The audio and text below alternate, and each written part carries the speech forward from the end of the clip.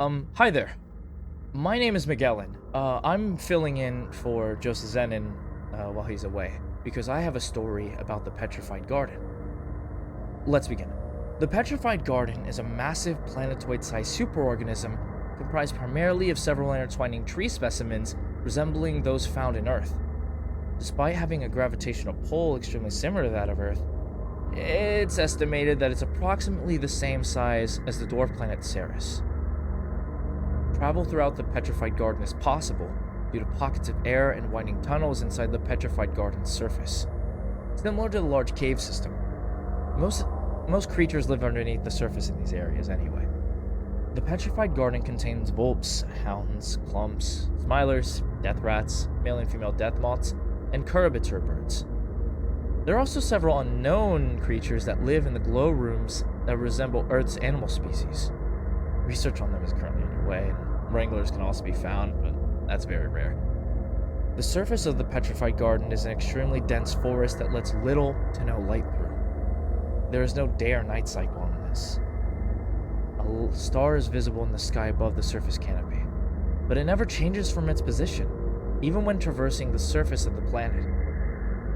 It's determined the entire planetoid is permanently bathed in sunlight from all directions. The trees that comprise the Petrified Garden are extremely variegated. Earth's counterparts come from all different types of habitats. Some of the most common trees in the Petrified Garden are Douglas firs, aspens, mahoganies, redwoods, cedars, cypresses, and white oaks. Though many trees are exotic, endangered, or even extinct in Earth. In addition, several trees that have been seen cannot be identified as any known species of tree from Earth.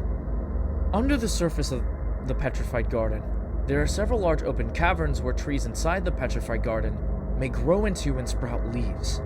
These caverns are lit by endemic creatures called gardener sauries. The sauries act very similarly to glowworms and are bioluminescent, showcasing a variety of different colors. They get their names from the strange sounds they all emit at all times, which sounds like voices whispering. These rooms are large enough to appear like underground forest. In addition to trees, much smaller flora thrive here, such as glowing fungi and bushes. The air is very damp and cool in these places, and these areas house the highest concentration of creatures. The strangest part about the glow rooms is that many abandoned ruined structures can be found deep within their forest. These structures are almost always overgrown and covered in moss and fungi. They bear an uncanny resemblance to famous Earth buildings, but with significant differences. A pyramidal lighthouse of Alexandria, a spherical Great Pyramid, a square Colosseum, and a triangular Pantheon have all been found.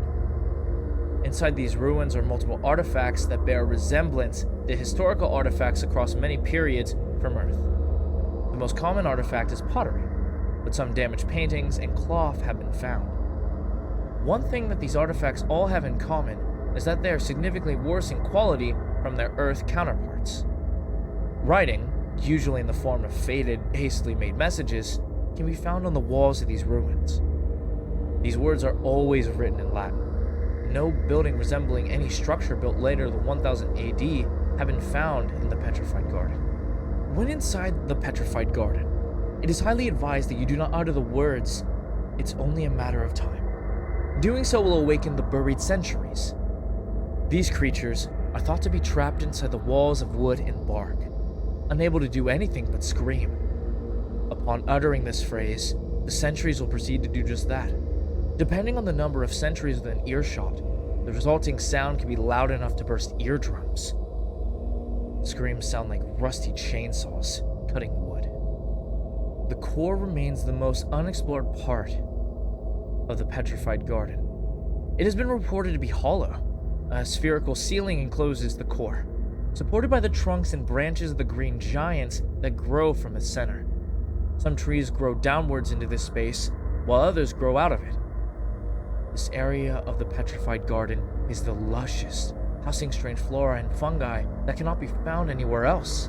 Several species of exotic wildlife dwell on the massive branches of the giants that extend into the open air.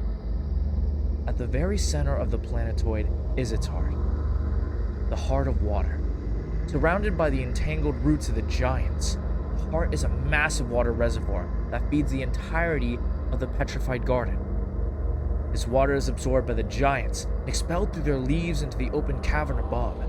Then, the roots of the trees on the ceiling take in condensed water vapor and ferry it into the glow rooms.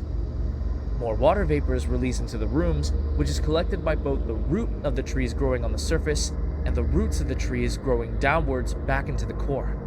By using bioluminescence from the saris and the natural permanent sunlight, these trees gain enough energy to survive. The green giants are massive trees that grow out of the core of the planetoid. They are taller than the tallest trees on Earth. The largest green giant measuring approximately 2 miles tall and 60 feet wide. The green giants are responsible for supporting the inner ecosystems of the planetoid, both by distributing water vapor to the other trees and by providing habitats for other flora and fauna to live. It is unknown how old these trees are, as no attempts have been made to cut them down. These trees are essential to the stability of the Petrified Garden, and thus must not be tampered with.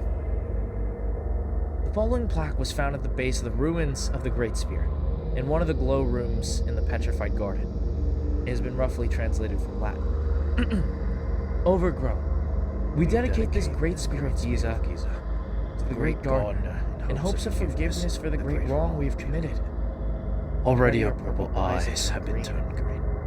We have started to return to the earth, forgotten and overgrown. Our only hope is that, alone and petrified, we will not disappear as architects of a failed project. I guess I'm stuck doing his outro. What does he do it again? I don't know. But anyway, please like, share, and subscribe if you like this and you want to see more similar to this. I had a blast, and thank you for watching. Have a good day. Bye-bye.